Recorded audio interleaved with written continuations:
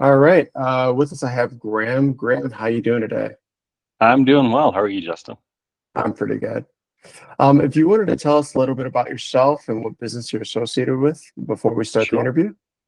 Sure. Yeah. So my name is Graham Castleton, and I am the president and founder of Outpost Plus, and we are a consulting group that focuses primarily on ISPs and connectivity projects. So we really try to handle everything from design and the early phases of planning and funding, which we'll talk about today, all the way through to construction, operations, maintenance, and even some sales and marketing. So that's really our focus is anything connectivity, um, and mostly U.S. projects, but we've also done some international projects outside the U.S. and we're excited to be a part of those as well. That's awesome. Yeah. Wow, it sounds like you do a lot. You did mention BEAD funding, which obviously, like you said, we're going to be going over today.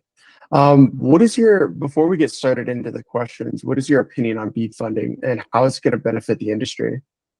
Yeah. Okay. Great question. So, BEAD being the Broadband Economic Development Fund, uh, and $42 billion headed directly for last mile internet service.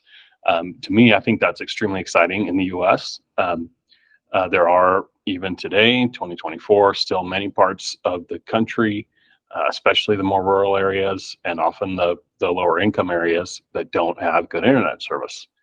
And for us, that's very, very exciting to see a significant investment into fixing those broadband gaps. So my hope is really that we'll see a lot of new development, a lot of new fiber placed in the ground to serve subscribers, and even some wireless technology, wireless innovation to serve those that are the hardest to serve. So we're really excited about That's awesome. So you did mention low income areas. What specific criteria does BEAD funding consider when supporting ISP ventures? Yeah, yeah, really great question. And one of the unique things about BEAD is that compared to prior funding for connectivity, is that each state really gets their own say in how they're going to hand out and distribute the funds. So in the past, a lot of that was managed at the national level through the FCC. In this case, the NTIA is overseeing this on a national level, but each state gets to submit and run their own process. So it will be a little bit different from state to state. But what we're seeing in the states that we're talking to, they're really their first goal. A lot of the states are saying, even though this is such a huge investment, they still aren't going to get to 100% connectivity everywhere. So they're really focusing on, even though the goal of the project is to get everyone to over 100 megabit service, the states tend to really be focusing on those that don't have any broadband first and get them up to, at least a minimum standard of the goal being 100 megabit service. And then once they've funded those projects, fund those that maybe only have 25 or 50 megabit service currently and get them up to over 100. So that's a big one. The other things they're looking at, one is going to be they're not going to fund areas that have already been funded through another program. They are prioritizing organizations that have a strong community, a strong tie into the community, typically, and they're also prioritizing projects where the ISP is bringing a lot of the funding to the table, meaning they need to bring at least 25% of the funding, and ideally even more. Very nice. Very nice. So yeah, it sounds like there's a strict criteria that ISPs need to go through to get that funding. Mhm. Um, are there limitations or restrictions to how BEAD funding can be utilized for an ISP business? Yeah, that's a good question. Um, the states we've seen so far haven't put strict limitations, apart from, of course, that it just needs to be used toward building infrastructure. One of the things that we've run into is that, at least the states we've talked to, it can't be used to reimburse past funds that were already spent toward building some infrastructure. So that can put a timing component in where a new project needs to wait to start until the funding has been awarded in order to recoup those funds. So that can be a little bit of a tricky situation. But as long as ISPs are watching that and watching the timing and speaking with their state broadband office, they should be okay. Okay. Yeah. Okay. So my next question for you is, can BEAD funding be used for both the initial setup and the expansion phases of an ISP?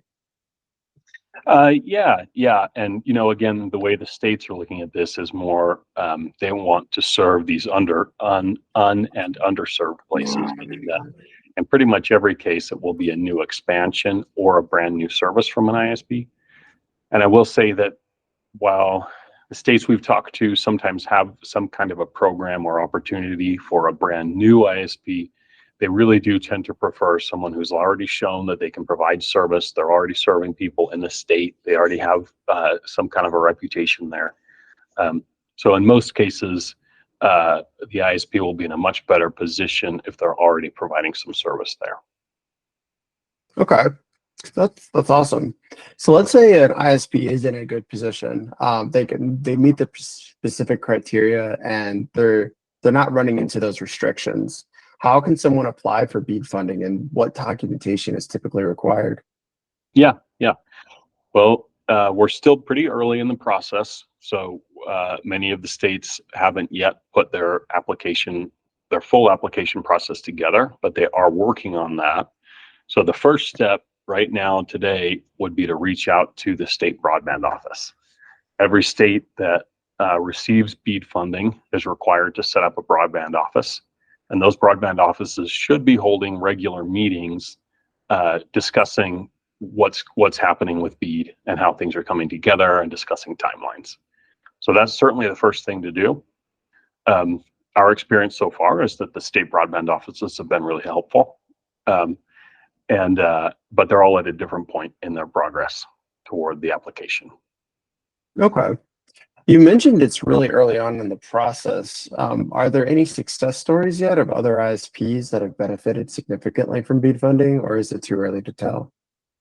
It's probably too early to tell, although a part of the BEAD funding was the USDA Reconnect grants, and we're now up to the fifth, I believe, the fifth iteration of that grant.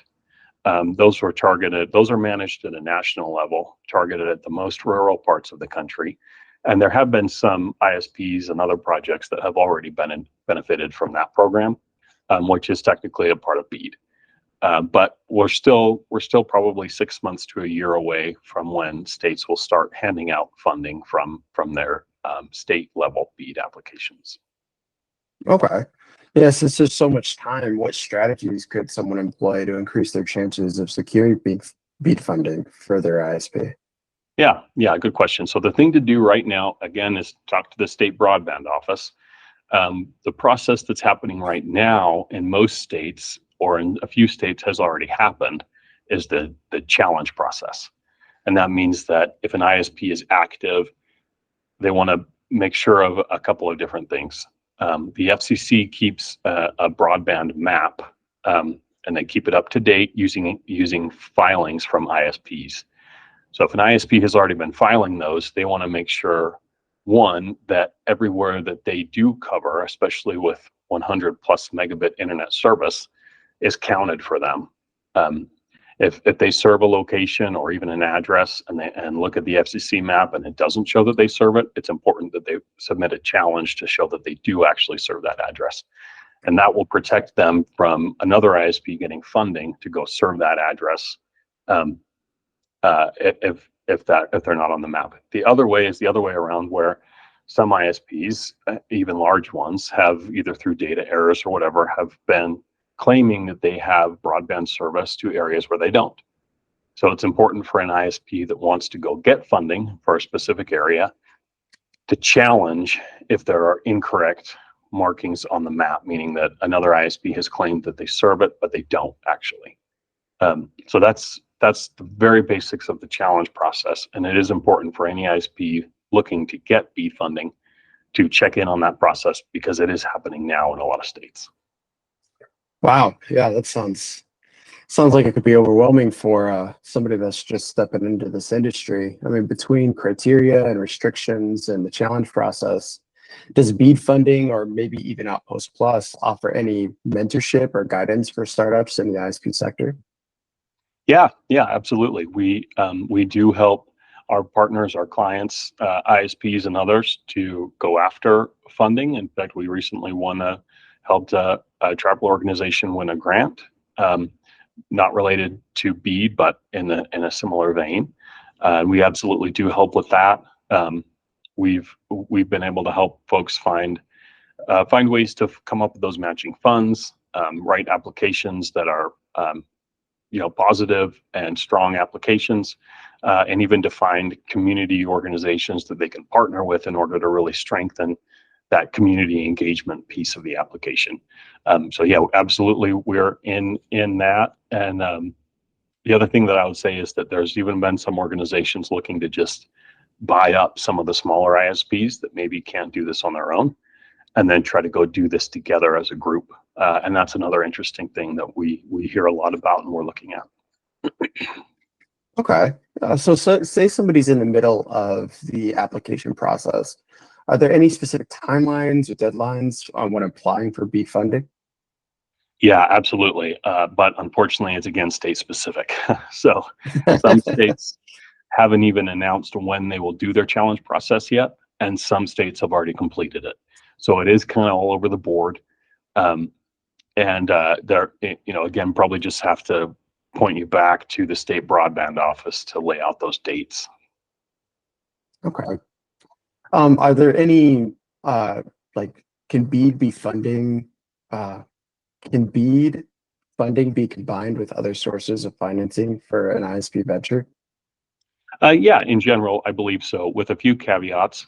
I believe there are limitations on what funding sources can be used for the 25% matching funds, at least 25% matching funds. That may not be able to be combined with another grant. Uh, um, but in general, there are grants available for planning networks, designing networks that can be used to fund writing your BEAD application. There are again the USDA funds that could be used in partnership with BEAD funding. So yeah, there's ways to combine them for sure. Oh, that's awesome. That sounds really helpful for someone that might be struggling with this process. So let's say you've been awarded BEAD funding. How would it contribute to the long-term sustainability of an ISP's business? Yeah, that's a great question. And I think really the way we're looking at it is that it's a really significant discount on what it costs to go build out a new area. So obviously, though, you still have to have a workable business plan. There have to be enough customers in that area for you to actively maintain and operate that network after it's built. And that we are seeing questions related to that come up in a lot of the state application process is, how are you going to keep running this network after it's built and once the funding is gone, right? Um, but that's really how it can help you as well, right? Is to go build into an area that really was prohibitively expensive on the capital side, um, and then continue to maintain that network, providing excellent service in that area, and the subscribers that are there bring in enough funding to continue to run it and be profitable. So that's really how we're looking at it as a way to grow. Okay. So it sounds like if you're an established business, it can help you have a significant discount to grow your business. But is it possible to fund and support the financial aspects of launching an ISP? Yeah, that's interesting, and I would say we're still not quite sure how that's going to play out. Again, what we've seen is that the states do tend to prefer some kind of an established entity, but we're also seeing that they really prefer someone with a strong community connection, and sometimes that can be a smaller or very early player, or even someone that you might not have traditionally thought of as an ISP, like a nonprofit or a municipality, may come in and say, hey, no one else is going to pick these up.